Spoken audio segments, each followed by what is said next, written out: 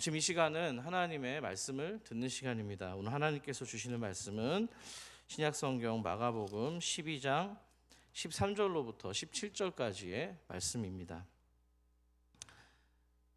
마가복음 12장 13절로부터 17절까지 말씀, 한 절씩 교독하신 후에 마지막 절을 같이 읽도록 하겠습니다. 13절입니다. 그들이 예수의 말씀을 책잡으려 하여 바리새인과 헤롯단 중에서 사람을 보내매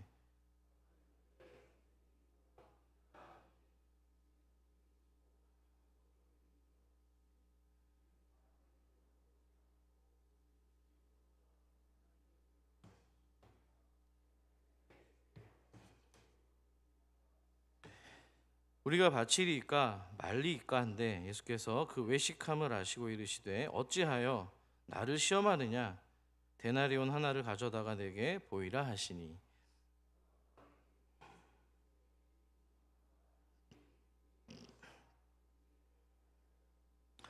이에 예수께서 이르시되 가이사의 것은 가이사에게 하나님의 것은 하나님께 바치라 하시니 그들이 예수께 대하여 매우 놀랍게 여기더라. 우리 17절 말씀을 다시 한번 읽습니다. 시작.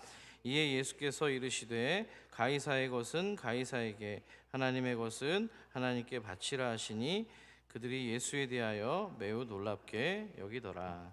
아멘. 지난 시간에 우리는 예수님께서 말씀하신 포도원 비유에 대한 말씀을 의미를 나눴습니다. 포도원 주인이 농부들에게 포도원을 맡기고 타국으로 떠났습니다. 그리고 이 시간이 지나서 포도를 수확할 시기가 된 거죠. 주인은 소출을 얻고자 그의 종들을 보냈습니다. 하지만 농부들은 주인이 보낸 종들을 때려서 돌려보내거나 죽이고 말았습니다. 심지어는 포도원 주인이 사랑하는 아들마저도 죽이고 맙니다. 이 비유에서 포도원은 이스라엘을 상징하고요, 주인은 하나님입니다. 농부는 종교 지도자들을 말하고요, 종들은 하나님이 보내주신 선지자들을 의미합니다. 마지막으로 아들은 누구죠? 예수 그리스도입니다. 하지만 주님께서는 비유의 끝에서 반전의 말씀을 주십니다. 건축자들이 버린 돌이 뭐예요? 모퉁이의 머릿돌이 되었다, 이렇게 말씀하셨기 때문입니다. 건축자들은 농부와 마찬가지로 종교 지도자들을 의미합니다. 버린 돌은 당연히 주님이죠. 그들이 예수님을 버린 돌처럼 십자가에 못 박았지만 부활하신 우리 예수님께서는 가장 중요한 교회의 머릿돌이자 구원의 기둥이 되셨다는 겁니다. 아멘이시죠? 예수님께서는 이것이야말로 세상이 깜짝 놀랄 이야기라고 강조하셨습니다. 그렇습니다. 세상이 깜짝 놀랄 이야기는 성도의 부활로 사는 이야기인 줄 믿습니다. 아멘이십니까? 한 주간 여러분의 삶 가운데서 이 예수님 때문에 승리하신 이 부활의 스토리가 혹시 있으셨습니까? 그런 측면에서 우리 옆 사람과 이렇게 한번 인사하면 좋겠습니다. 좀 정말 진정성을 좀 담아서 인사를 해주시면 좋겠어요. 깜짝 놀랄 인생이시네요. 한번 이렇게 인사할게요. 시작. 본문의 말씀을 상기하시라고 제가 이렇게 말씀을 드리는 겁니다. 계속 바라기는요, 정말 놀라운 스토리가 써지는 주님의 교회 산서울 성도가 되기를 축원합니다. 오늘 본문은 이 예수님의 비유 때문에 크게 한 방 얻어맞은 종교 지도자들이 물러난 게 아닙니다. 물러서지 않고 또다시 예수님께 반격을 가하는 내용입니다. 그 반격의 방법은 난처한 질문을 통해서 예수님을 함정에 빠뜨리는 겁니다. 자, 오늘 본문을 포함해서 이 12장 안에는요, 앞으로 약 3번에 걸쳐서 논쟁이 될 만한 주제를 가지고 나오는 종교 지도자들의 모습이 등장합니다. 예수님을 시험하려고 하는 거죠. 자, 그렇다면 그 첫 번째 논쟁의 스타트를 끄는 사람은 누구였을까요? 그들은 바로 13절에 기록된 바와 같이 바리새인과 헤롯 당원입니다. 자, 그런데 사실 이 예수님을 시험하기 위해서 이 두 부류가 하나로 뭉쳐서 왔다는 얘기는 굉장히 놀라운 이야기입니다. 왜 그렇습니까? 그들은 물과 기름처럼 서로 섞일 수 없는 사람들이기 때문입니다. 이것을 좀 한자성어로 뭐라고 말하던가요? 오월동주. 한번 따라해 볼게요. 오월동주. 예, 중국의 오나라 사람과 월나라 사람이 원수지간인데 한 배를 탄 겁니다. 그만큼 어려운 상황이 되면 비록 원수일지라도 서로 힘을 모은다, 이런 의미죠. 자, 이와 같은 관계를 가진 이야기가 누가복음에 정확하게 기록되어 있습니다. 23장 12절인데요. 함께 읽어볼까요? 시작. 헤롯과 빌라도가 전에는 원수였으나 당일에 서로 친구가 되니라. 아멘. 예수님을 모함하는 일에 친구가 된 겁니다. 오늘 본문 가운데도 그렇게 나쁜 목적으로 친구가 되어버린 바리새인과 이 헤롯 당원들은 도대체 어떤 사람들일까요? 간략하게 한 목사가 친절하게 소개하면 다음과 같습니다. 이 바리새인은요, 전통적인 율법과 구전, 장로들의 유전이라고 하죠. 이것을 실천하는 경건을 굉장히 중요하게 여겼습니다. 왜냐하면 당시 이 유대 지역은 그리스 문화, 헬레니즘 문화의 위협을 받고 있는 상태였습니다. 그렇기 때문에 자신들의 전통적인 신앙과 민족의 정체성을 지켜야 했던 거죠. 그래서 경건운동에 굉장히 힘을 많이 쓴 겁니다. 그래서 바리새인들은 이스라엘의 누구의 지지를 받았을까요? 서민들, 평민들의 지지를 받았습니다. 왜냐하면 그들에게 요구되는 종교적인 갈망을 채워줬기 때문입니다. 반면에 이에 반해서 헤롯 당은 이스라엘 백성에게는 가장 먼 거리에 있는 사람입니다. 왜 그렇습니까? 이들은 로마와 굉장히 가까운 관계에 있었기 때문입니다. 오죽하면 예수님께서 이 헤롯 당을 일컬어서 여우라고 이야기할 정도였습니다. 그만큼 이 로마의 권력에 기생해서 권력을 잡았던 사람들이 바로 헤롯 당원입니다. 이해가 되셨죠? 자, 그런데 예수를 시험하고 대적하는 일에 지금 이 두 부류가 지금 하나가 된 겁니다. 이것을 우리가 뭐라고 얘기하냐면 야합이라고 이야기합니다. 한번 따라볼게요. 야합. 야합의 사전적인 의미는 두 번째 뜻을 보니까 좋지 못한 목적으로 서로 어울리는 것, 이것을 이야기합니다. 야합하는 경우를 우리가 어디서 볼 수 있어요? 선거철이 되면은 정치권에서 자주 목격하는 장면입니다. 자, 그러면 바리새인과 이 헤롯 당원이 야합해서, 연합이 아닙니다. 야합해서 예수님을 책잡고자 시험하려고 했던 질문의 내용이 무엇이었을까요? 우리 화면을 통해서 14절 하반절을 함께 읽도록 하겠습니다. 시작. 가이사에게 세금을 바치는 것이 옳으니까 옳지 아니하니까. 아멘. 무슨 문제예요? 세금 문제입니다. 로마의 가이사 황제에게 이 세금을 바치는 게 옳습니까? 그렇지 않습니까? 하는 물음입니다. 가이사라는 말은 표기가 이제 가이사로 되어 있지만 케사르라고 읽기도 하고 시저라고 읽기도 합니다. 라틴어 또 영어식 발음인데요. 모두 다 똑같이 로마의 황제를 지칭하는 단어입니다. 여러분, 세금이라는 주제는 예나 지금이나 나라를 초월해서 굉장히 민감한 주제입니다. 정치인들이 이거 잘못 건드리면 지지율이 급격히 떨어지기도 합니다. 그런데 지금 세금을 바쳐야 하는 대상이 어디예요? 로마 제국, 그것이 로마의 황제라면 문제는 더 심각해지는 겁니다. 그러면 유다 백성들, 이스라엘 백성들이 언제부터 이 로마의 세금을 냈을까요? 그건 바로 주후 AD 6년입니다. AD 6년부터인데요. 이때 로마가 이제 세웠던 그 헤롯 아킬레오라는 왕이 있었습니다. 굉장히 무능력했던 왕이에요. 그래서 로마가 폐위시켜 버립니다. 그리고 대신에 이번에는 로마가 직접 총독을 파견해서 유대 땅을 다스리는 이제 형태가 된 거예요. 자, 세금 자체도 굉장히 민감한 문제였는데 설상가상으로 이 세금 납부를 위한 과정 또한 유대인들, 이스라엘 백성들의 정체성을 건드리고 만 겁니다. 뭘 실시했는지 아세요? 인구 조사를 실시한 겁니다. 여러분들 그 이야기 어디 나오냐면은 이걸 연결해서 보시면 돼요. 누가복음 2장에 나옵니다. 예수님의 탄생에 대한 얘기가 나올 때 인구 조사하는 얘기가 나와요. 우리 누가복음 2장 2절을 함께 읽어볼까요? 시작. 이 호적은 구레뇨가 수리아 총독이 되었을 때에 처음 한 것이라. 아멘. 예, 호적할 때 인구 조사를 한 거죠. 자, 그럼 이 인구 조사가 도대체 뭐길래 그들의 유대인들의 정체성과 충돌하냐고 물어보실 수 있습니다. 이거는 유대인들의 신앙적인 관점에서 인구 조사가 진짜 왕이신 하나님만 명령하실 수 있는 주권적인 행위였기 때문입니다. 왕이신 하나님이 하셔야지 되는데 진짜 왕이 아닌 가짜 왕인 로마 황제가 명령했기 때문에 문제가 되는 거예요. 자, 이렇게 호적인 인구 조사를 통해서 성인 남성은 14세부터 65세까지, 그리고 성인 여성도 세금을 냈습니다. 12세부터 65세까지 여러분들이 알고 계신 인두세를 낸 겁니다. 자, 또 문제가 되는 두 번째 이유는 세금으로 내는 이 화폐에 로마 황제 가이사의 형상이 새겨져 있기 때문입니다. 이거는 우상 숭배의 여지가 있었던 대목이에요. 화면을 좀 보여주시면 좋을 것 같은데요. 왼쪽에 보시면은 그림이 나와 있을 겁니다. 보이시죠?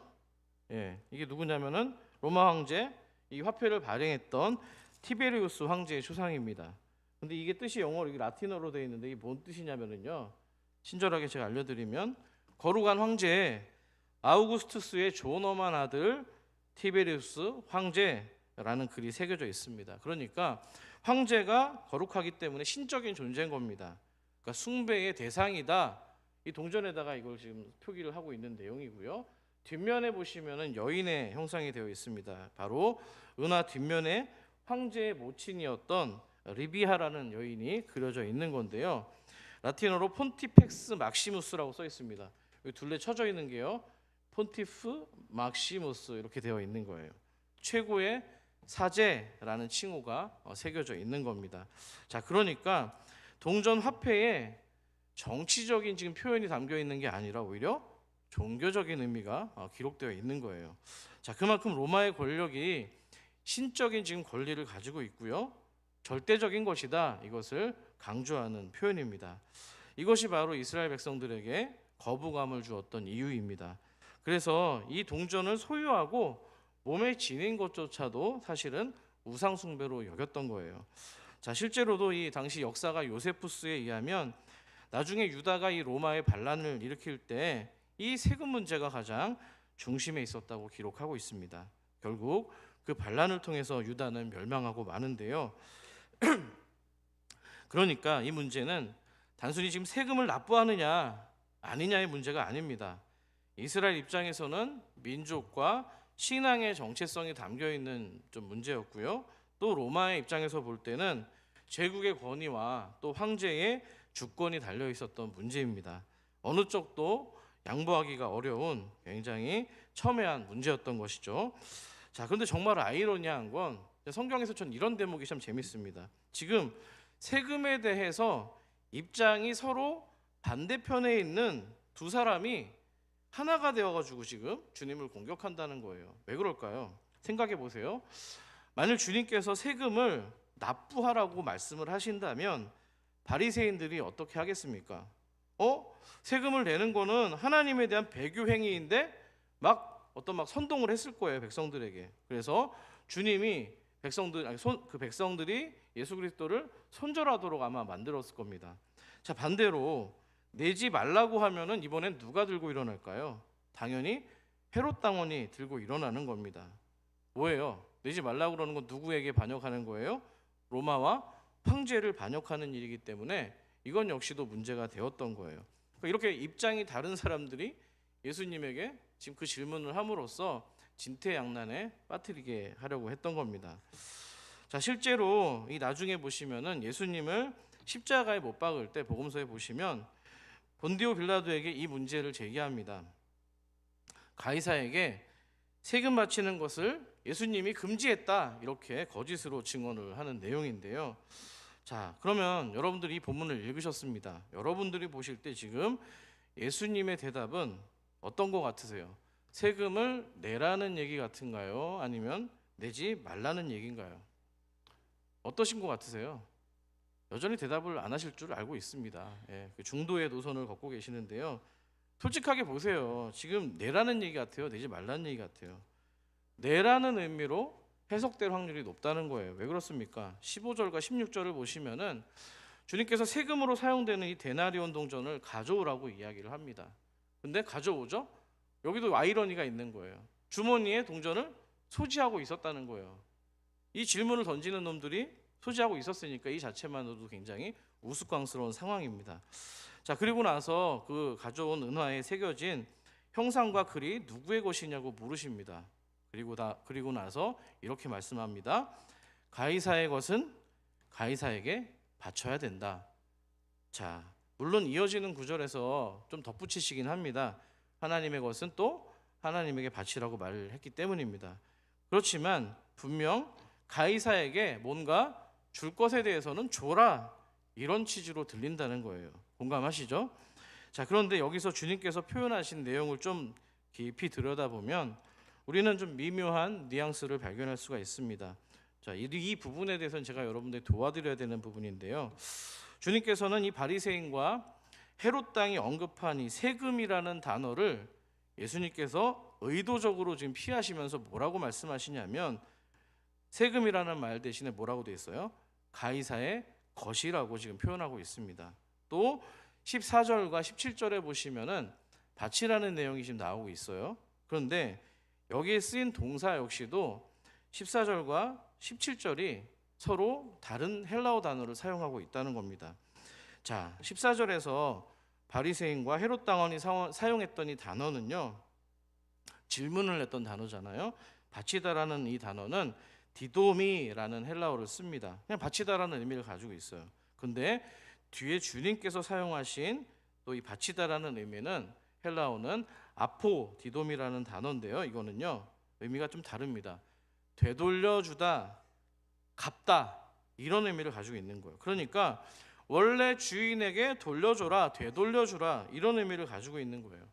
본래 그게 황제의 것이었으니 그거 주인에게 돌려줘라, 이런 표현입니다. 그런데 예수님께서는 그걸로 끝나지 않고 뒷부분에 가서 하나님의 것은 하나님께 바치라고 말씀을 보태시고 있습니다. 자, 거기에도 그러니까 뭐예요? 그 동전 안에도 뭔가 하나님의 지분이 있을 수 있음을 언급하고 있는 거예요. 굉장히 미묘한 뉘앙스가 있는 건데요. 자, 여기서 한번 제가 여러분에게 다시 질문을 드려볼게요. 이 데나리온이라고 하는 은화 동전에는, 아까 보여드렸던 동전에는 하나님의 소유권이 담겨 있을까요? 그렇지 않을까요? 생각을 한번 해보세요. 자, 그 대답을 하기 위해서는요, 이제 우리는 보여지는 상황과 현실을 좀 뛰어넘어서 이제 신앙의 문제로 접근을 해야 됩니다. 자, 황제가 아무리 자기 자신을 신의 아들로 또 아주 거룩한 신이라고 주장할지라도 그 역시 한낱 피조물에 불과합니다. 하나님이 다스리시고 통치하고 그 온 우주 만물 가운데 그저 빚어진 존재라는 겁니다. 자, 그런 관점에서 고려해 본다면 데나리온의 최종적인 소유권은 누구한테 있는 거예요? 하나님께 있는 겁니다. 아멘이시죠? 자, 그러니까 지금 주님께서는 가이사의 것은 가이사에게, 하나님의 것은 하나님께 바치라고 하는 말은 대상을 구별해서 각자에게 드려라, 이 말을 지금 메인 메시지로 하는 것이 아닙니다. 실제로는 그 동전이 거기 새겨진 글과 형상에 있는 것대로 가이사의 것인 것처럼 모든 인간과 가이사도 포함이 되는 얘기입니다. 로마 황제 역시도 그들에게 하나님의 형상이 있기 때문에 하나님의 형상에 따라서 누구의 것이다? 하나님의 것이다. 이것을 강조한 내용입니다. 할렐루야. 자, 우리는 이와 비슷한 맥락의 대화를 나중에 예수님께서 본디오 빌라도 앞에 끌려가는 장면이 있습니다. 빌라도와 예수님의 대화 속에서도 포착을 할 수 있는데요. 빌라도가 예수님께 이런 질문을 합니다. 야, 도대체 너는 어디로부터냐? 도대체 너의 권위는 어디로부터 오는 것이냐? 이렇게 질문을 합니다. 근데 우리 예수님께서 어떻게 반응을 하시던가요? 처음에 대답을 안 하십니다. 얘가 날 무시하네. 그래서 다시 협박하면서 이제 이렇게 묻는 거예요. 우리 요한복음 19장 10절을 여러분이 한번 읽어주십시오. 시작.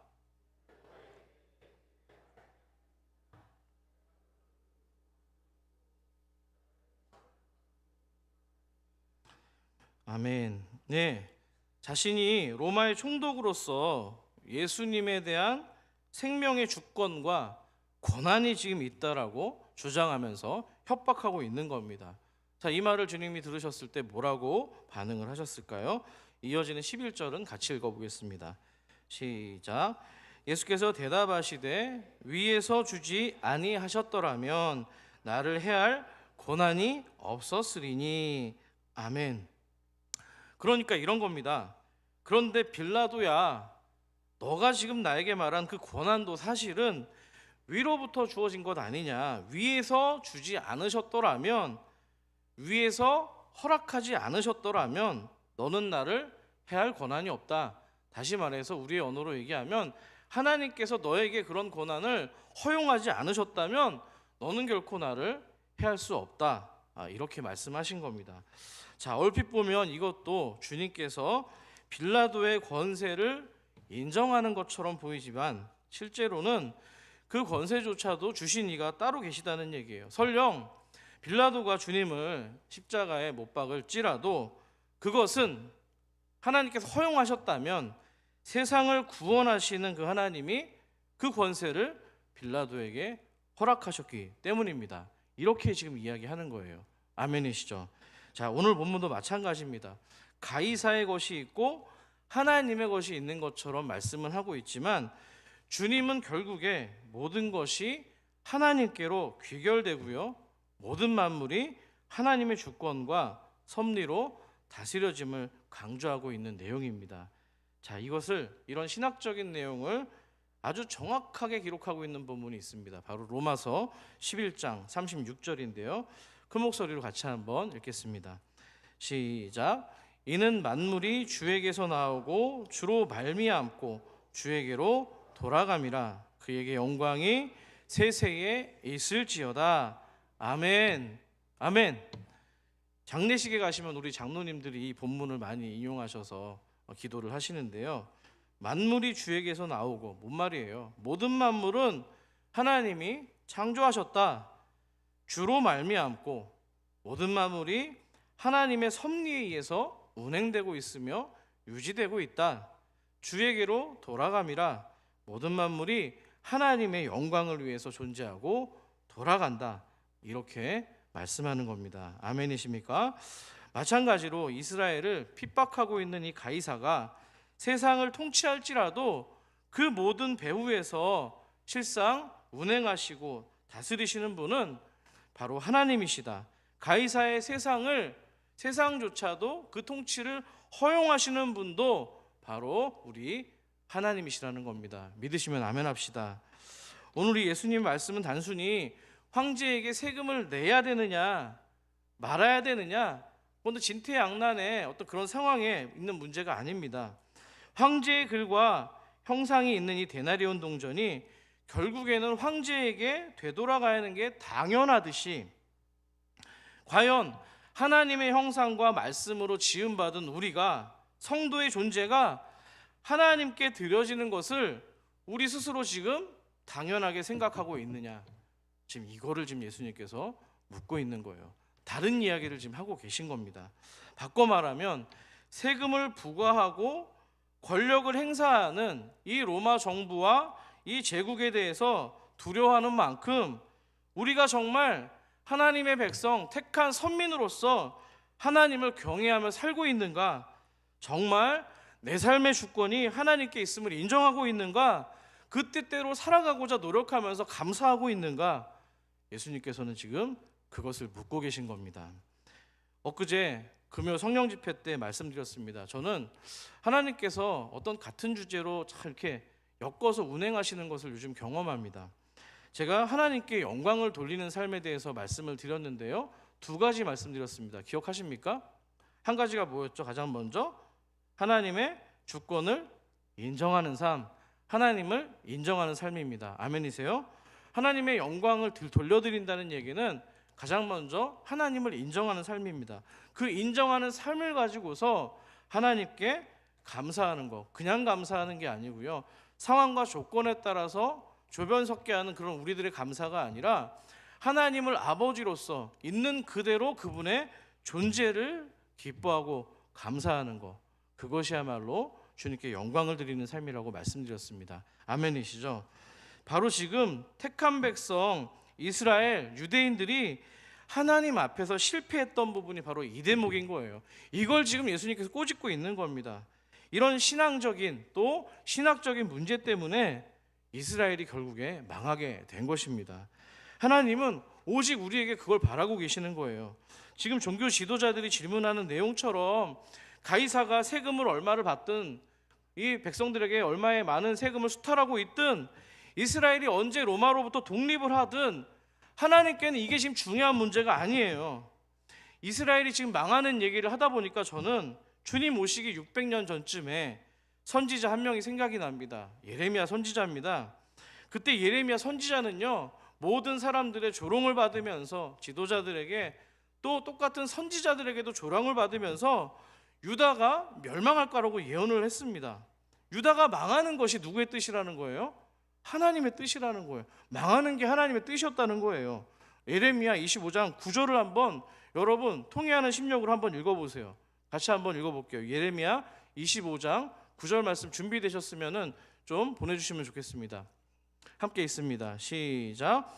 보라, 내가 북쪽 모든 종족과 내 종 바벨론의 왕 느부갓네살을 불러다가 이 땅과 그 주민과 사방 모든 나라를 쳐서 진멸하여 그들을 놀램과 비웃음거리가 되게 하며 땅으로 영원한 폐허가 되게 할 것이라 여호와의 말씀이니라. 아멘. 하나님께서 바벨론 느부갓네살 왕을 불러다가 어떻게 한대요? 모든 나라를 치고요, 이스라엘 백성도 치겠다는 거예요. 그게 바로 하나님의 뜻이라는 거예요. 여러분, 미안한 얘기지만 바벨론에 저항해서 이스라엘 백성들이 싸워 이기는 게 지금 하나님의 뜻이 아니고요, 바벨론이 망하는 거, 아니 정확히 얘기하면 바벨론이 망하는 것보다 지금 하나님의 백성인 유다가 먼저 망하는 거, 그게 하나님의 뜻이라는 거예요. 오늘 예수님도 마찬가지입니다. 이스라엘을 힘으로 지금 억압하고 폭정을 일삼고 있는 로마와 제국을 또 빌라도를 인정하는 거예요. 가이사의 것은 가이사의 것으로 돌려주라고 얘기하는 겁니다. 허용하는 거예요. 로마가 망하는 게 먼저가 아니라 유다가 먼저 망하는 것이 지금 예수님의 뜻이었다는 겁니다. 아멘이십니까? 그렇게 된 데 이유는 다른 게 없는 거예요. 가이사가 악하고 빌라도가 폭정을 하고 교만해서가 아니고요, 그들은 원래 그런 존재입니다. 이 문제는 뭐냐면은 하나님의 백성들이 여전히 하나님을 주님으로 인정하지 않았기 때문입니다. 제가 금요일 날 말씀드렸는데요, 여러분들이 마지막에 기도를 하고 기도를 마칠 때 누구의 이름으로 하죠? 예수님의 이름으로 기도합니다 하잖아요. 이거는 99점이에요. 그러면 예수 그리스도의 이름으로 합니다는 99.999점이에요. 정확히 기도하시려면 주 예수 그리스도의 이름으로 기도드립니다. 이게 맞는 겁니다. 아멘이십니까?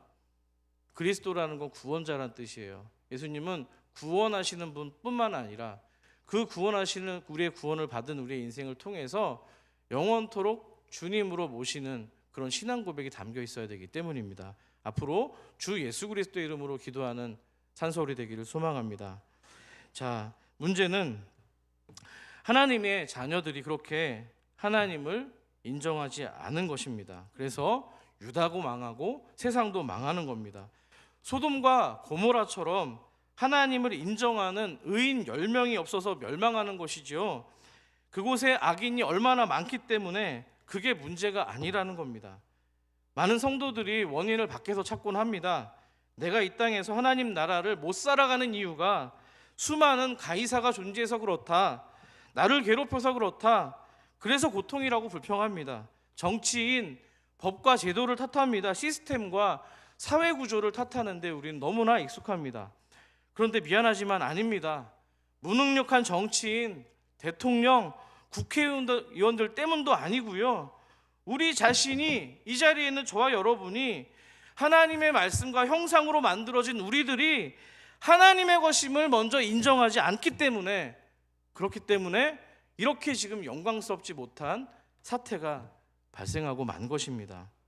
여러분, 예수를 받아들이지도 모시지도 않고 살아가니까 기독교가 힘이 없고요, 하나님 나라를 살아내지 못하는 거예요. 여러분, 하나님은 당신의 형상을 가지고 있는 저와 여러분이 하나님의 주권을 인정하고 살고 있느냐, 그 주권을 가지고 하나님의 존재를 기뻐하고 감사하고 있느냐, 오직 이거에만 관심이 있는 겁니다. 여러분, 그렇기 때문에 그런 의미를 가지지 못한 허울뿐인 지금 예루살렘 성전과 껍데기 같은 이 유대 땅을 멸망시킬 수밖에 없었던 거예요. 하나님은 충분히 그렇게라도 하실 수 있는 분이시라는 겁니다. 여러분, 세상이라고 불리는 이 가이사는요, 저와 여러분에게 그저 이 한 데나리온의 동전 한 잎을 요구하고 있지만, 하나님은 저와 여러분에게 당신의 형상을 가진 존재이기 때문에 그 이상의 것을 요구합니다. 어떻게요? 만군의 하나님, 창조주 하나님, 전능하신 하나님이시기 때문에 그저 데나리온이 아니라 마음을 다하고 목숨을 다하고 뜻을 다하고 힘을 다하여 하나님을 사랑하는 것, 그것까지 요구하시는 줄 믿습니다. 가이사의 것은 가이사에게 바칠 때 가이사는 비록 동전만 소유할 뿐이지만 이스라엘의 삶과 영혼은 하나님의 것임을 기억하라는 주님의 메시지입니다. 여러분, 가이사가 죽고 로마가 멸망해야지 하나님 나라가 오는 게 아니고요, 우리가 하나님의 주권을 인정하고 말씀 앞에 복종하는 삶을 살아갈 때, 감사할 때, 그때서야 비로소 하나님 나라가 저와 여러분에게 임하는 줄 믿습니다. 하나님을 인정하는 삶은 어떤 삶입니까? 마치 데나리온 동전 속에 나오는 가이사처럼 내가 하나님이 되고 왕이 되는 것이 아니고요, 하나님을 왕으로 모실 때, 그때 비로소 하나님 나라가 임하는 것입니다. 여러분, 어쩜 우리 스스로가 너무 가이사가 되어버렸기 때문에 하나님 나라가 오지 않을지도 모릅니다. 그런 가이사가 되어버린 우리들의 삶이 무너질 때에서야, 내 자아가 죽을 때, 그때 하나님 나라가 임하게 될 줄 믿습니다. 여러분, 그런 삶을 살아가기 위해서 우리가 가장 치열하게 싸워야 되는 현실은 바로 뭐라고 생각하십니까? 그건 바로 동전에 대한 얘기가 나왔잖아요. 돈의 노예, 만몬의 종이 되지 말라고 이야기를 하는 거예요. 솔직히 말해서 저도 자유롭지 않습니다. 우리들 삶 가운데 돈이 하나님보다 더 황제로 군림할 때가 많기 때문입니다. 우리는 돈 때문에 좌지우지 되곤 합니다. 많이 가지면 가진 대로, 없으면 없는 대로 두려워하고요, 의지하고 일희일비합니다. 때문에 성경은 돈을 사랑함이 뭐라고 돼 있어요? 일만하게 뿌리라고 이야기하는 겁니다. 여러분, 세상에 불의가 없어져야 하나님 나라가 오는 것이 아닙니다. 가이사가, 통치자가 죽어야지만 하나님 나라가 오는 게 아닙니다. 그보다 더 중요한 건 저와 여러분이 하나님의 형상을 가진 존재이며 하나님의 것이며 내 모든 전 존재가 하나님께 속한 존재임을 인정하시고 감사하며 살아갈 때입니다. 먹든지 마시든지 무엇을 하든지 하나님의 영광을 위해서 살아갈 때, 그때 비로소 저와 여러분의 땅을 고쳐가실 줄 믿습니다. 마지막으로 오늘 예수님의 답변을 들은 바리새인의 또 헤롯 당원들이 어떻게 반응을 하면서 끝을 맺고 있을까요? 우리 17절 말씀을 여러분 크게 한번 읽어주십시오. 시작.